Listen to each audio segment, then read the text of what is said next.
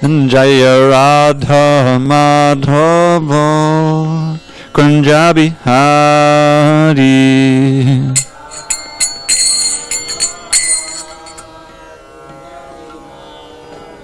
Jaya Radha Madhava Kunja Bihari.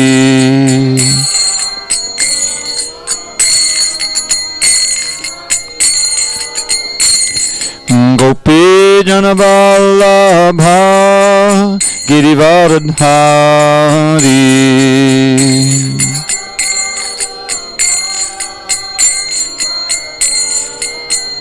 Jaya Gopi Janavallabha Girivaradhari.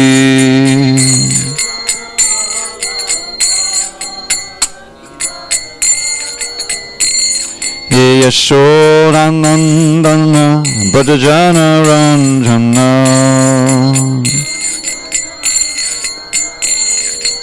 Yashodanandana Bhajana Ranjana.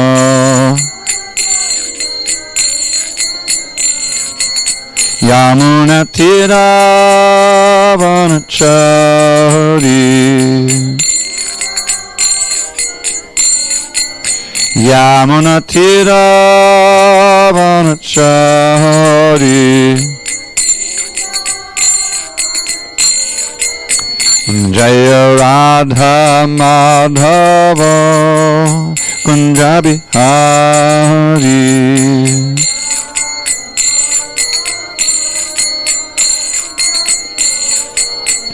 Jaya Radha Madhava Kunja Bihari.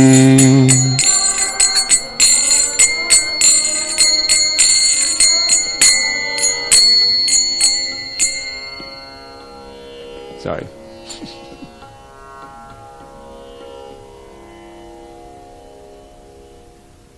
Okay. What do you think? Better than nothing, right? Okay.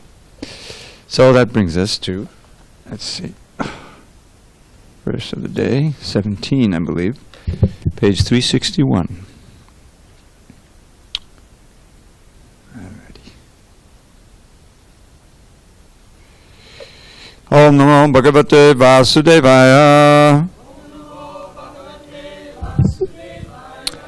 Okay, and because of that I forgot. Jaya Vishnupad, Paramahansa, Pradikacharya, Astotota, Shishima's Divine Grace, Shila A.C. Bhaktivedanta Swami Prabhupada ki Jai. ISKCON BBT founder Acharya, Shila Prabhupada ki Jai. Jaya Om Vishnupad, Paramahansa, Pradikacharya, Astotota, Shishima's Divine Grace, Shila Bhakti Siddhanta Saraswati Thakur ki Jai. Ananta Koti Vaishnavana ki Jai. Namacharya Shila Haridas Thakur ki Jai. Srimad Bhagavad Gita ki Jai. Samaveda Bhaktivinoda ki Jai. All glories to the assembled devotees. All glories to the assembled devotees. All glories to the assembled devotees. All glory to Shri Guru and Gauranga.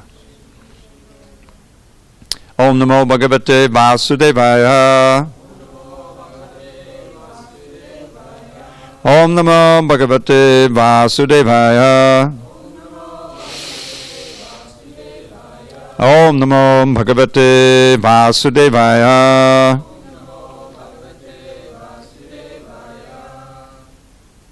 Okay. On this 18th day of December 2019 in SanDiego, a reading from Srimad Bhagavad Gita as it is, translation and commentary by His Divine Grace A.C. Bhaktivedanta Swami Prabhupada. And we are still in chapter 8, Attaining the Supreme, text number 17, page 361. Sahasrayuga Paryantam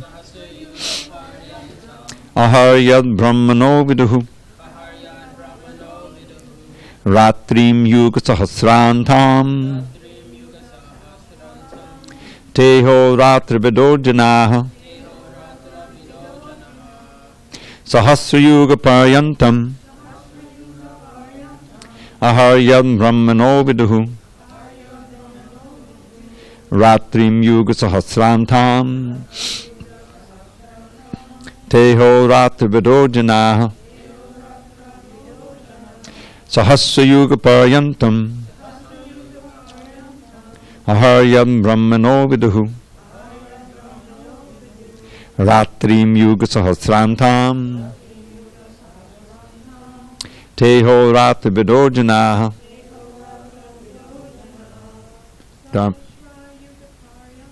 sahasra yuga paryantam aharyam brahmano viduhu ratrim yuga sahasrantam teho ratra vidojana. Madhavendra, you want to try?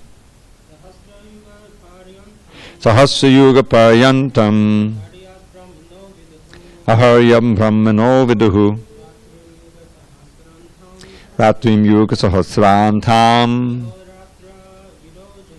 teho ratra vidojana. Dhamaraj. Sahasra yuga paryantam aharyam brahmano viduhu ratrim yuga sahasrantam teho ratra vidojana. Go ahead, Chris. Sahasra yuga paryantam aharyam brahmano viduhu ratrim yuga sahasrantam teho ratra vidojana. Go ahead, Darshan. Sahasra yuga paryantam aharyam brahmano viduhu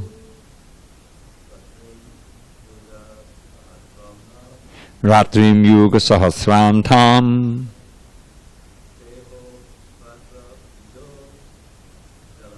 teho ratra vidojana. Ace.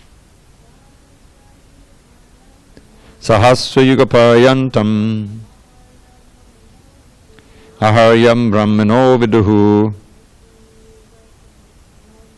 ratrim yuga sahasrantam teho ratra vidojana. You want to try it, Ivanya? No? Sahasra 1,000 yuga millenniums paryantam, including aha, day, yet that which brahmana of Brahma viduhu, they know, ratrim, night, yuga millenniums, sahasra antam, similarly ending after 1,000. Te, they, aha, ratra, day and night, vidaha, who understand, janaha, people. Translation. By human calculation, 1,000 ages taken together form the duration of Brahma's one day.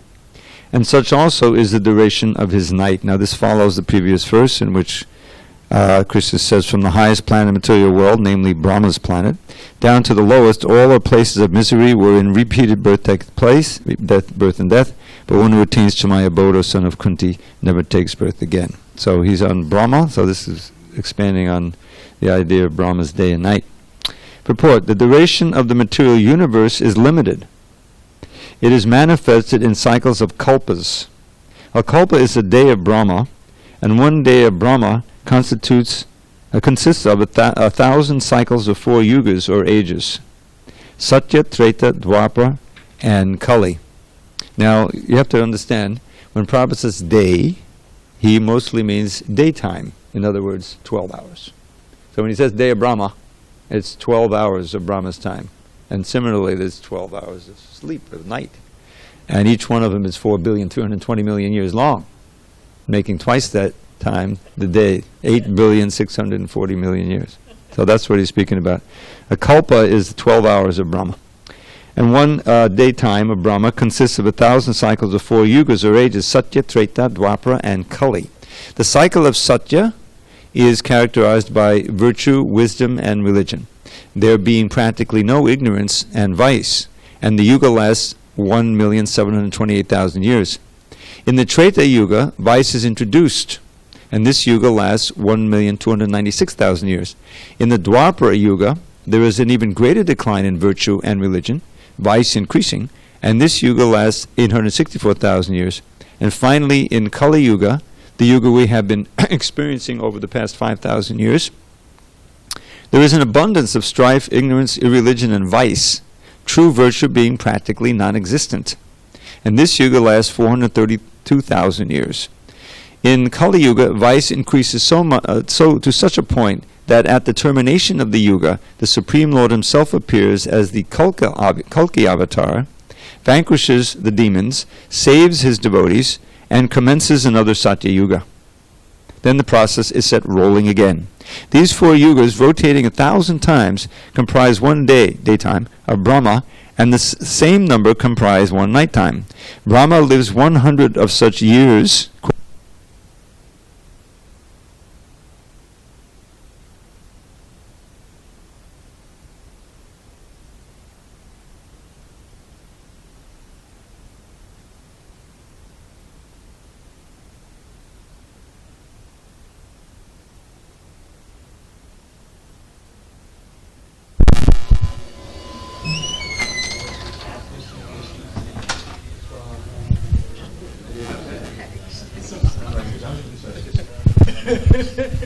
Yeah?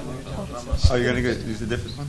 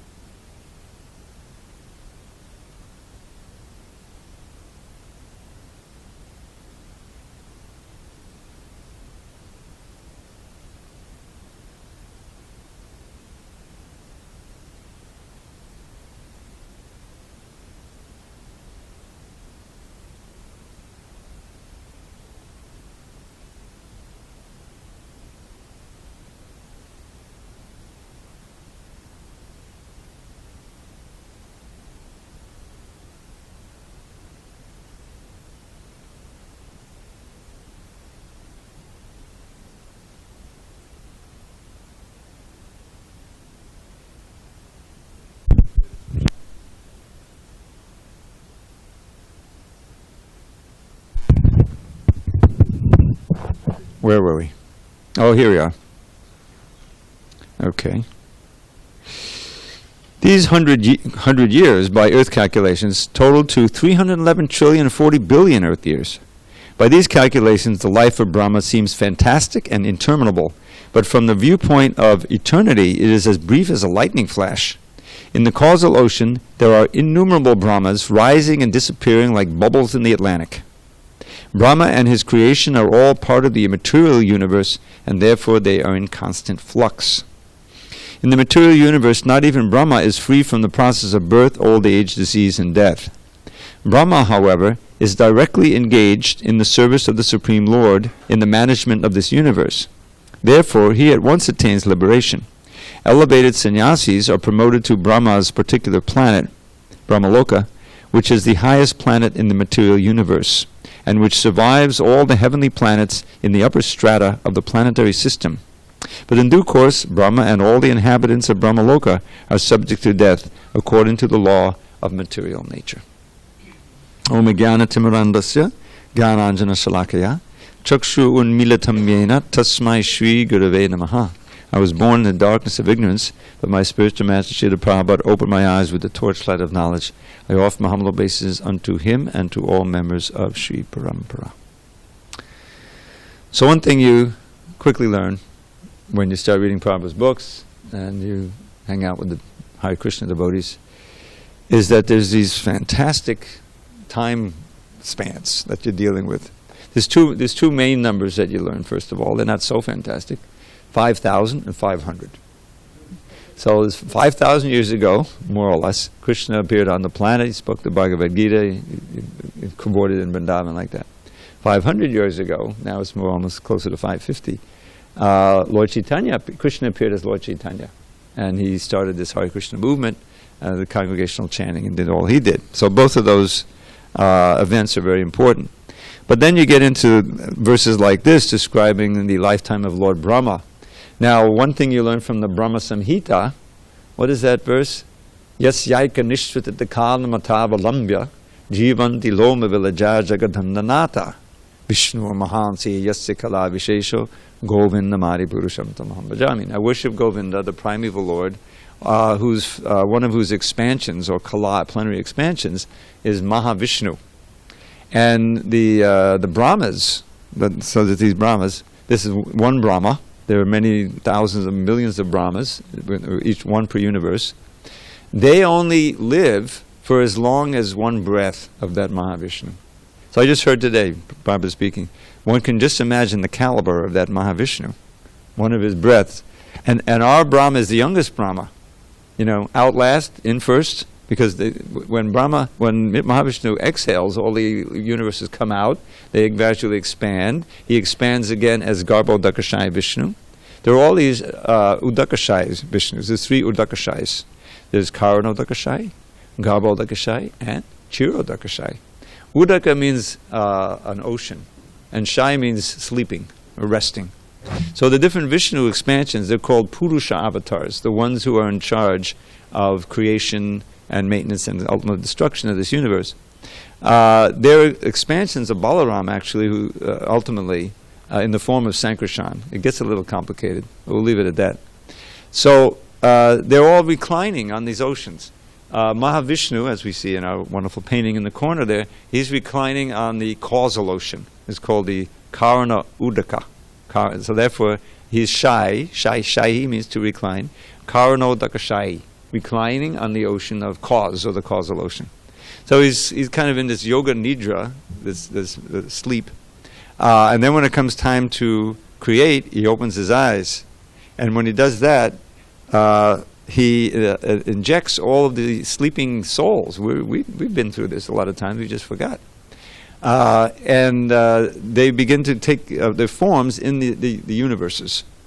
In each of the universes, there's development of the Mahatattva, which is the mass of all of the elements that we know, earth, water, fire, air, ether, in just undifferentiated form. It's just like, you can think of it like a kitchen with all of the ingredients there, but there's no cook. It's just sitting there.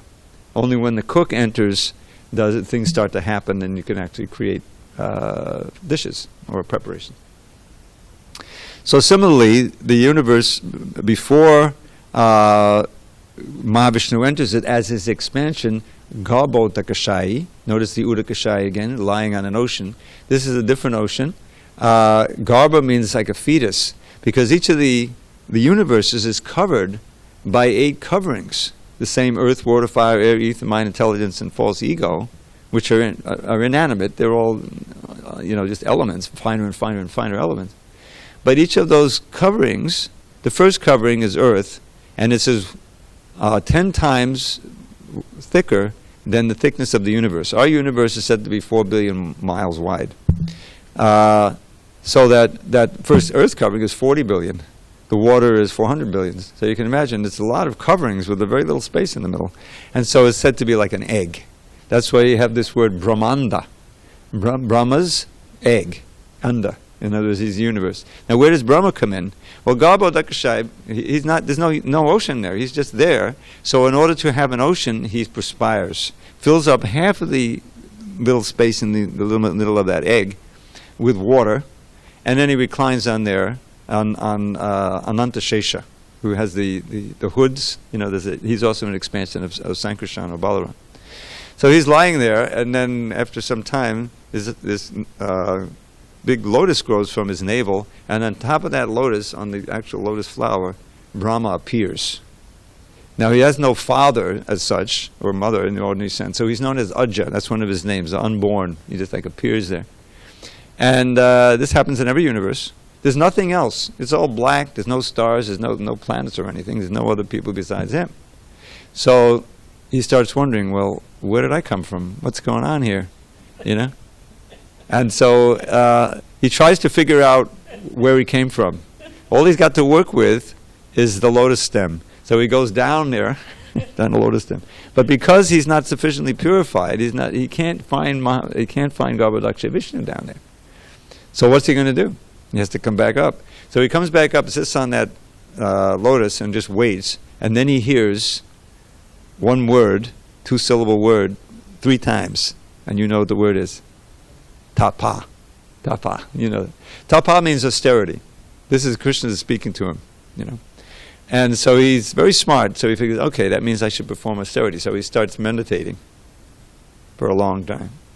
And eventually he becomes purified, and Krishna initiates from within. He enlightens it from within the heart with all Vedic knowledge and everything. And he becomes realizing, he speaks the Brahma Samhita, which is his song. And it's described at the end there, or at the beginning actually, before the actual song, that he became fully acquainted with the ocean of truth, and he became fully enlightened, just from within, from that. And then after that, he has a job to perform. He's got a big job. He has to populate the universe. So what has he got to work with? His own body, his own mind, basically. So there's a whole description of how he's creating. Yeah, I think it's in the 3rd canto. And it's a messy business. It's like a hit and miss thing. First, he wants to propagate, so there has to be children who, So he has the 4 Kumaras. They appear from his mind, And they don't want to have anything to do with it. They want to stay brahmachari, And they're so mystically powerful that they keep themselves like little children. That's why they're called the Kumaras. They're like millions of years old. I mean, Brahma lives for like 311 trillion, 40 billion years. So this was at the beginning of his age, but these Kumaras were born right just near the beginning of his life. So they're also very old, but they look like little children. They're very, very wise, They have this jnana shakti. They're empowered, And they, in the morning class, we're going to hear their instructions in a few weeks when they instruct Maharaj Prithu. Very wonderful instructions. They appear in the 10th canto also in chapter 87. So Brahma becomes angry, that they don't want to get married and have children. He's got a big headache. He's got 4 headaches, trying to populate the universe.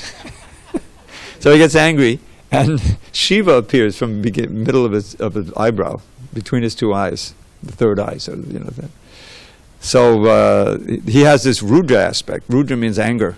Shiva gets angry at the end of the universe, and he destroys it. Tandava Nritya, everyone knows about that. You've seen those murtis, with a big circle and Shiva's in the middle dancing. You've never seen that? He plays a little drum, din-din drum. He's destroying the universe. So Shiva has that anger aspect.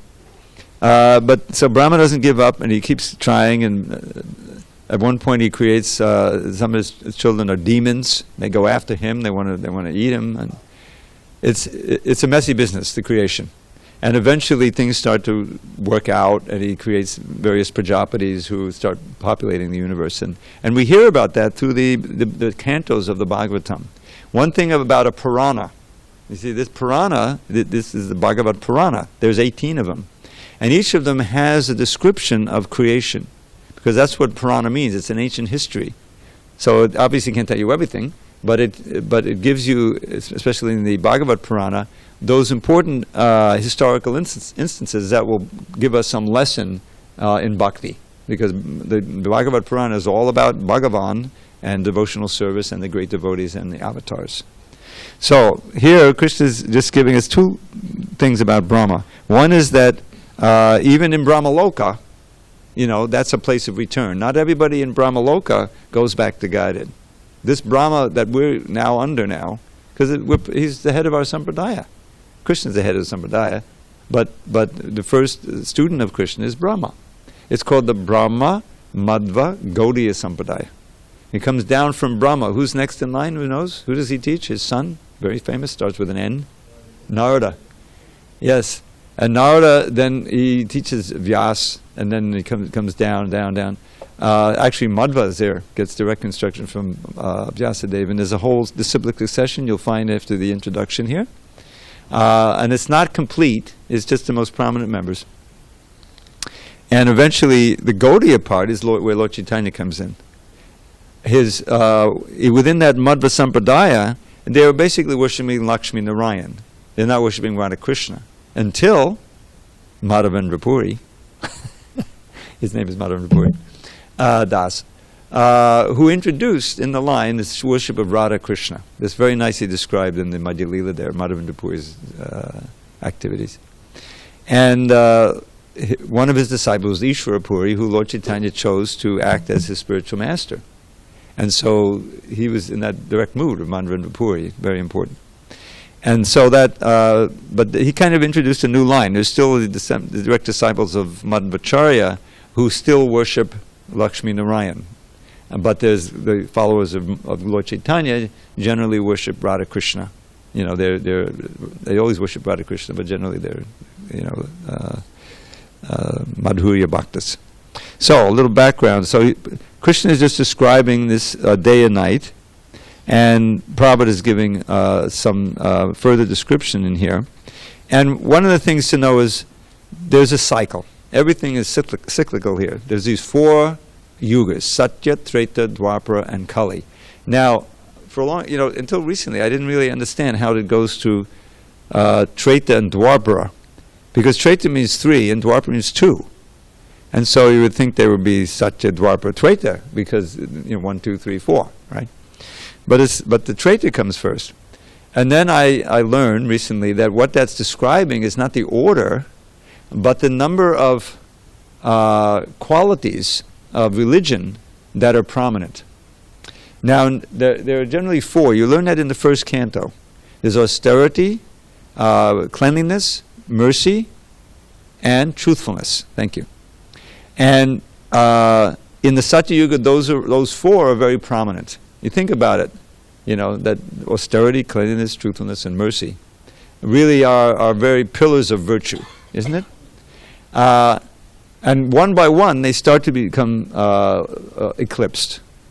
And so in the Treta Yuga, 3 of them are prominent. I'm not exactly sure which ones are most prominent. I know that in the Kali Yuga, the only one is left, and that's diminishing, is truthfulness. I mean, there's some austerity, there's some cleanliness, you know, but not to any high standard. So Srila Prabhupada really emphasizes this in the first canto, because you have a scene there where King Parikshit, who was the grandson of Arjuna, and he was the last of the Kauravas, and he was survived by Krishna's mercy, that Ashvatthama. It's interesting to see the way that the Battle of Kurukshetra developed, because at the beginning, these battles, they're very strict laws. You know, during the daytime you fight, and even when the fighting, there's so many restrictions. If someone gets off his chariot, you know, is stuck in the mud, you're not supposed to shoot him.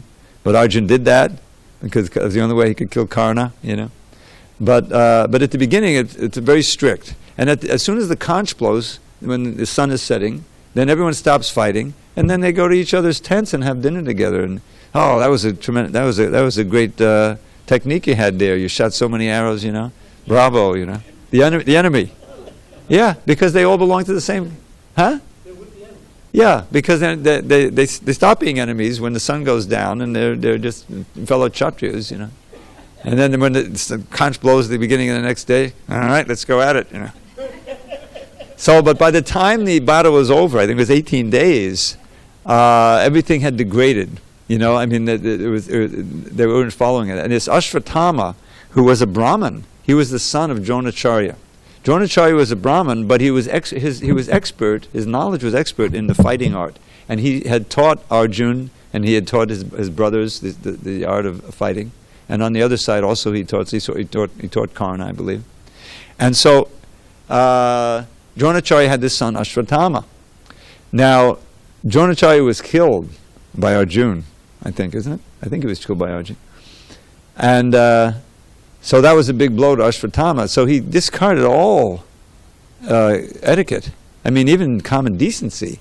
And Draupadi had 5 sleeping sons, you know, and he killed them all in their sleep, cut off their heads, which is like dastardly. Even today we think, oh, that's horrible. That's a war crime. You know what I'm saying? It wasn't done. But he was so upset at his father's death and the fact that they were going to lose the war that all, you know, decency was thrown out in the window.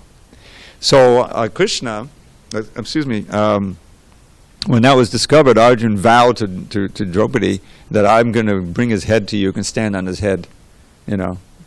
And so Draupadi wasn't so happy about that. And so she didn't want him to do that, but he did go after him and he captured him and tied him up. Krishna was testing him. He said, you should kill him, you know. But Arjuna didn't want to do that because Draupadi felt that she was this kind-hearted woman that Ashwatthama's mother shouldn't experience what I'm experiencing, to have her son be killed. This is the standard, you know. Sometimes the ladies are more advanced than the men in that regard. Anyway, so he brings him back, and he throws this Brahmastra weapon. The Brahmastra weapon is a nuclear weapon that can be individualized. I don't know how that works, but that's what it's working.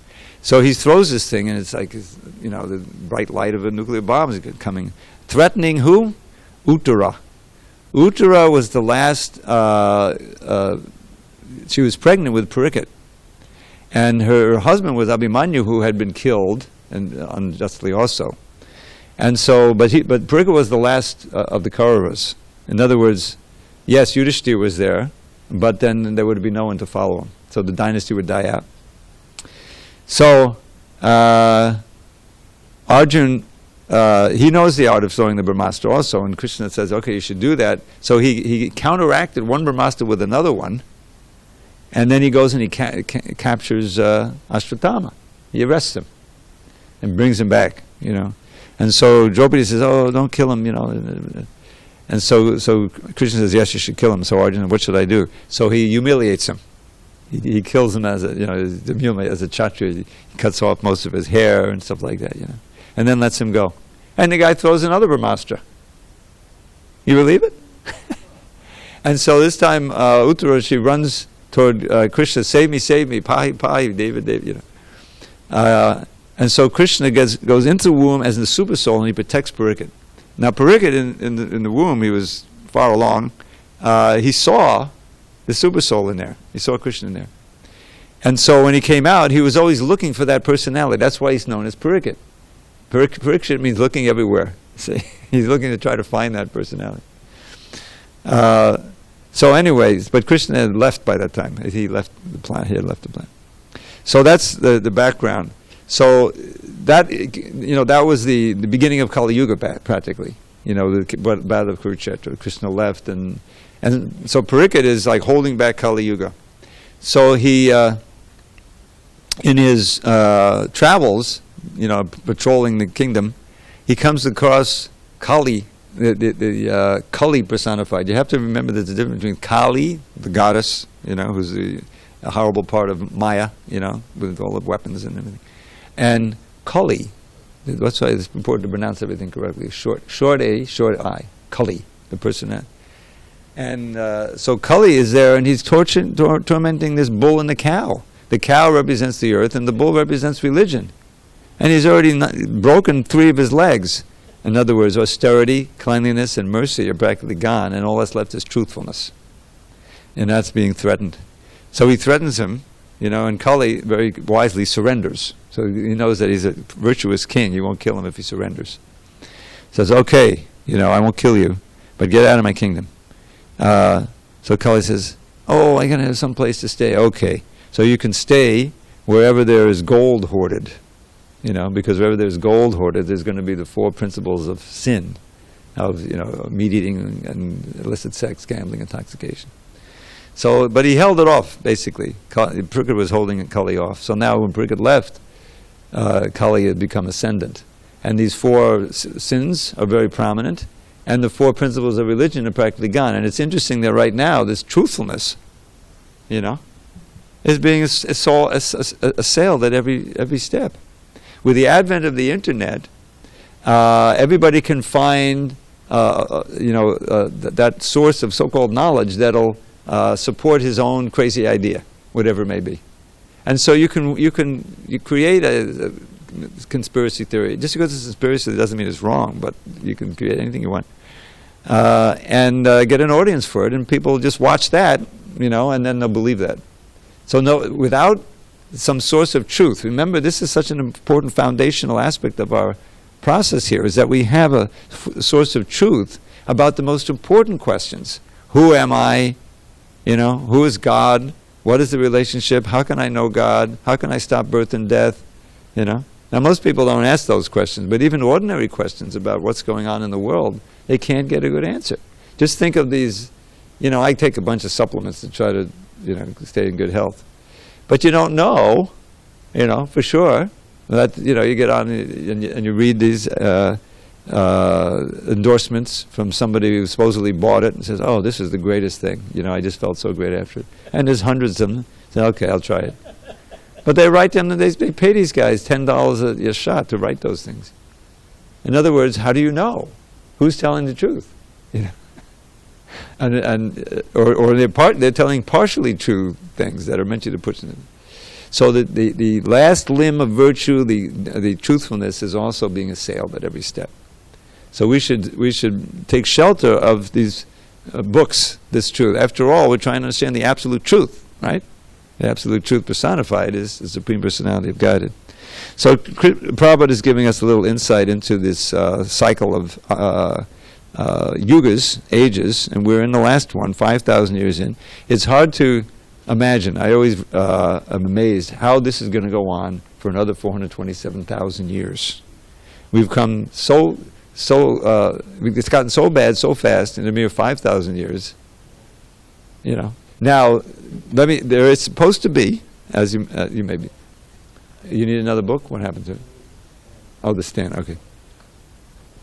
A 10,000-year blip in the Kali Yuga, where Lord Chaitanya's movement becomes ascendant, and Sankirtan becomes prominent, and his virtue is everyone's chanting and dancing, and so this is what we're living in it. Yes, I think it's in the. Is it the Bhavishya Purana or the Brahman? I think it's Brahma Vaivarta Purana. I can find the reference for you. This was researched, some time ago, and we found a quote. And Prabhupada told us that, So, and then when you look at it, 50 years, basically, ISKCON's been around, and spread quite far, You look at that 50-year pamphlet, which is, and so many millions of people have gotten books, and there's many thousands of actually initiated devotees. I think there were 60,000 devotees, many of them in India, but still, they're devotees traveling. So it's conceivable, and we're hoping that we won't see it, that we'll all be back to God by that time, right? Stick around here for 10,000 years. It would be nice if everyone was chanting and dancing. All right, should we go on? Text 18. Avyakta Avyaktaya Sarva Prabhavanta Haragame Ratragame Paliyanti Tatraivavyakta Sangake. At the beginning of Brahma's day, all living entities become manifest from the unmanifest state. And thereafter, when the night falls, they are merged into the unmanifest again. So there's this partial annihilation at the end of every Brahma's day. There's a full annihilation of the whole universe when he dies. But whenever he sleeps, everything is destroyed up to Brahmaloka. So we all merge, and then we come out again. He's got to create everything every day. And this is described in the third canto with some detail. Yeah. So there's no purport there. Let's go on. Bhuta grama sa evayam Bhutva paliyate Ratyagame vashakparta Prabhavatya haragame. Again and again, when Brahma's day arrives, all living entities come into being. And with the arrival of Brahma's night, they are helplessly annihilated. So just to make it clear, we know from second chapter, nobody dies, nobody's born, but he's talking about the bodies. The bodies come into being, and then we open. Physical and the subtle body, also the mental body. Otherwise, we're in like a state of suspended animation. Between when Brahma sleeps, we sleep for a long time. And then when he wakes up, we gradually come out and we get our bodies and we resume our activity. Where are we sleeping?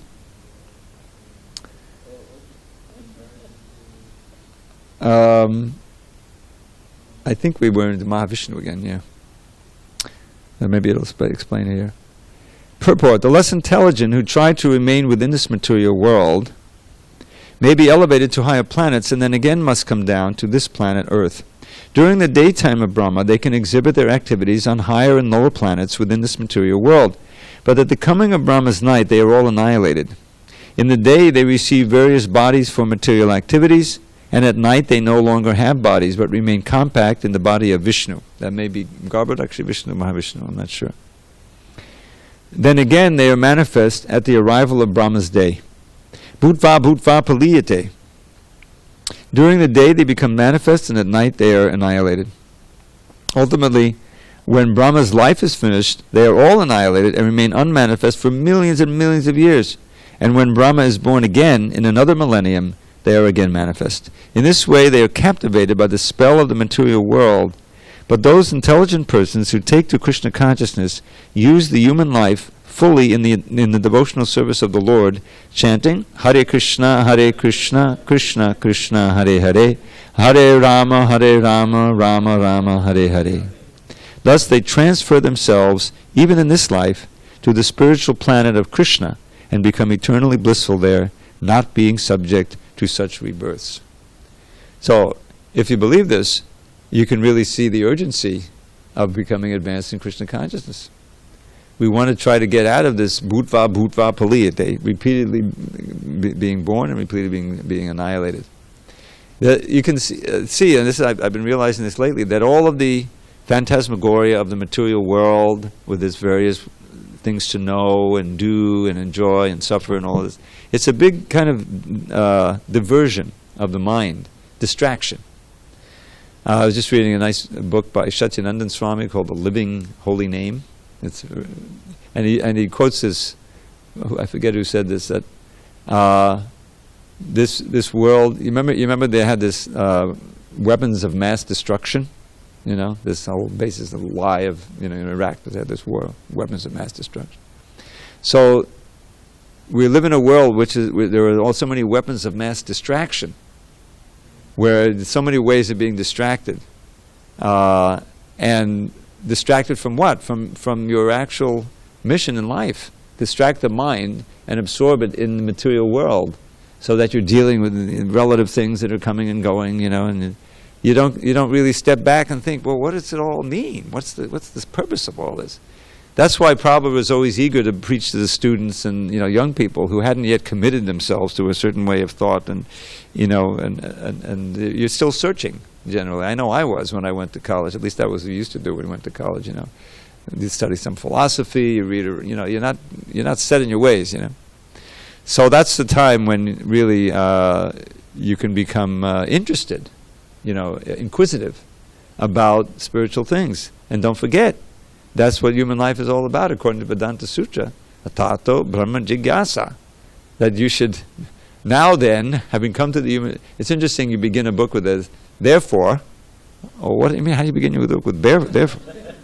Because the Vedanta means the end of all knowledge. The Vedanta comes at the end of all of the Vedas and the Upanishads and the other Puranas and everything. And so he says, okay, now you've been through all this. Now, don't waste any more time and inquire into the absolute Brahman. What is that Brahman? Janmanyasya yataha, from which everything has come, and the Adi. Every syllable. When you got a sutra, you got to watch every syllable. Any verse you should. Janma adi yasya yataha. Yasya, from which yata has come. So that from which everything is come, born, and the adi is maintenance and destruction, and that which sustains everything, and that into which everything merges when there's nothing else. That's the absolute truth. That's the Brahman we should look for. And from the rest of the Vedanta Sutra and all the Bhagavad Gita and everything, we find it. That's the supreme person. It's not a force. It's not a void. There's a person. And logically, it has to be so, because how can the effect, right? Don't forget the sarva karana karanam, cause of all causes. We're a bunch of effects of causes, mainly our parents and their parents and parents like that. You can look that way. But they all had to be persons. How could they be not? This whole idea that, way back then you go in the rudimentary, and there's the monkeys, and then you get down to simple one-celled animals. Not like that. That's why Dravida Dasa wrote this book, Human Devolution. right? Human devolution. It all comes from Brahma. He's the most evolved being. He's got 4 heads, and he lives for 311 trillion, 40 billion years. Super smart, right? He's not some one-celled animal. So it because what we have, and we have a form, we have emotions, we have relationships, we have all of these things. What we came from can't have anything less. It's right there in the Ishopanishad, and I think the first verse. I think even the invocation, Om Purnamadak Purnamidam. So anyway, all of the acharyas say yes, are trusted sources of knowledge, that in the ultimate issue, the source of everything is Krishna, the most, amazing person, who's Satchidananda Vigraha, who knows everything, past, present, and future, who has all these energies and expand. That's what we should search for. That's what we should try to realize. We can't do it with these simple, ordinary senses. But if we purify them and we practice bhakti, then that supreme person will reveal to us himself, proportionate to our surrender and our purity. That's the whole idea. So, it manifests from the unmanifest, avyakta, advyakta, and then are all coming and going. Bhutva, bhutva, paliyate. Prabhupada would always quote that one line. Again and again, coming and being destroyed. Being burned and being destroyed. We want to get out of that. This is called Bhava Sagara, the ocean of change. Bhava means everything is always changing. It's being pushed by time toward destruction. And in the 11th chapter, Krishna says, Kalosmi loka chayakrit pravidho. This is a famous line. Some of you may not know. Some of you have been attending these classes will remember. Robert Oppenheimer, Robert Oppenheimer, does it ring a bell? I guess it's 75 years down the road. This was the Manhattan Project, the building of the atom bomb. It was all very secret. And the first one was blown up in Alamogordo in New Mexico. You read your history books. I don't know if they teach that in high school anymore. But main event, they weren't sure. Their calculations, they thought, well, we might blow everything up. This might destroy the whole universe. But we still have to try it, because Hitler may begin. So they were behind, I'm telling you this. So they're behind some bunkers, and what's going to happen? So, the old mushroom cloud came up, and there was a blinding flash. They were wearing sunglasses or whatever.